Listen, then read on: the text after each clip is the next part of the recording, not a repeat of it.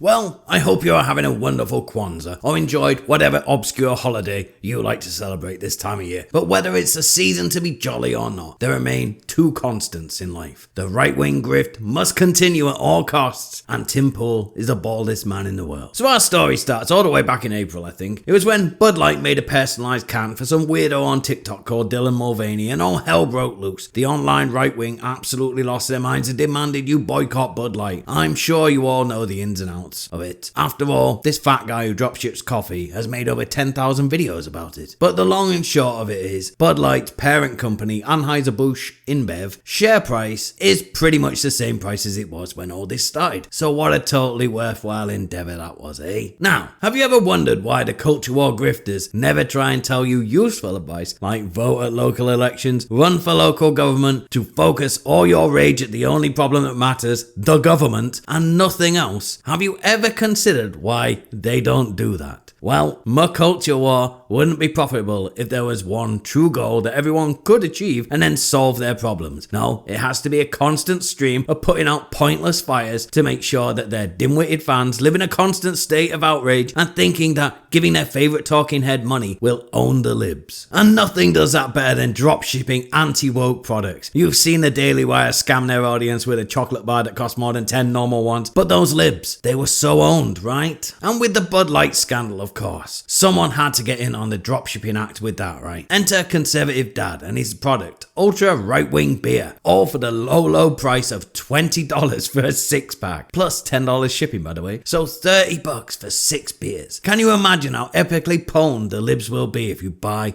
this product? Anyway, things trundled on, but one person has entered the chat, and her name is Riley Gaines. Now, she has been making a name for herself complaining about how the greatest women's swimmer of all time, Leah Thomas, was so much better than her, and she was too lazy to get good. And she's been doing all these speeches about how she never wants a single person to pay attention to women's sports ever again or something, which has seen her get roped into the world of unbridled grift, to the point Tim Pool is making videos about her. And she and Conservative Dad teamed up to promote his failed dropship beer by making a calendar called Conservative Dad's Real Women of America, featuring the most beautiful conservative women of America. Look guys, I know what you're saying, this sounds next level stupid, but let's give it a shot. It's only $25 for the calendar, and 10% goes to a cause that doesn't sound sketchy at all. After all, on her website it says if you give her money, you can join a movement to own the libs without actually doing anything yourself. That's not the calling card of any right-wing grift or left-wing grift, actually, sorry chunk. And wow, the most beautiful conservative women in America. Whoa, we must have some real smoke shows in this calendar. Let's see some hot conservative women, shall we? Oh, starting off we have Kim Klacik, an ex-stripper and not hot at all. Well, okay, we have started with 0 for 2.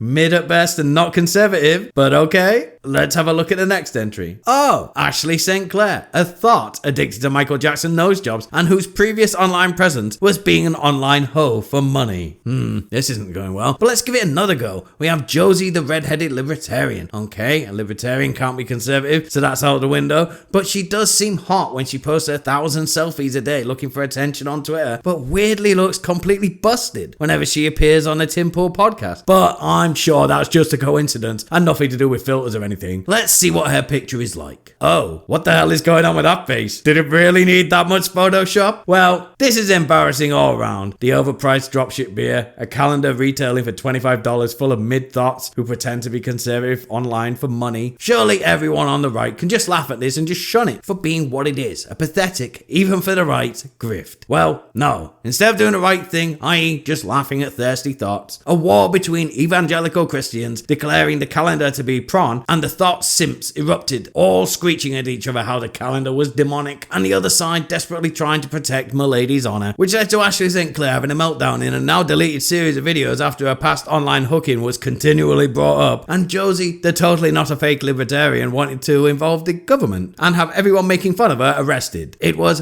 quite the shit show for everyone else. And this is why the right will always lose. They had an opportunity to reject the grift and how ridiculous it's got, and instead half of them chose to simp for it, and half of them started quoting Bible scripture. The chief grifters are constantly saying how they're forming a movement to right the world's wrongs. But who is going to join this movement when they look at this spaghetti unfolding? More importantly, who from the left, with all the insanity they get up to, is going to look at a group of thoughts making a calendar to promote a dropship scam beer and their simp army, and a group of people screeching about how calendars are demonic, and think, you know, I was wrong to be left wing. The right wing look like they have it all figured out. I'm going to join them. No one is going to do that. There's no movement. There is only enriching these people because they've conned you into thinking they are fighting for what you believe in, and they're not. They're fighting for your money. Stop giving it to them. Do something worthwhile with your life. Anyway, Happy New Year, everybody. Except for Keffels. Fuck that guy. That's it for today's video. Don't forget to like and share, subscribe to see more content like this. Thanks, boy.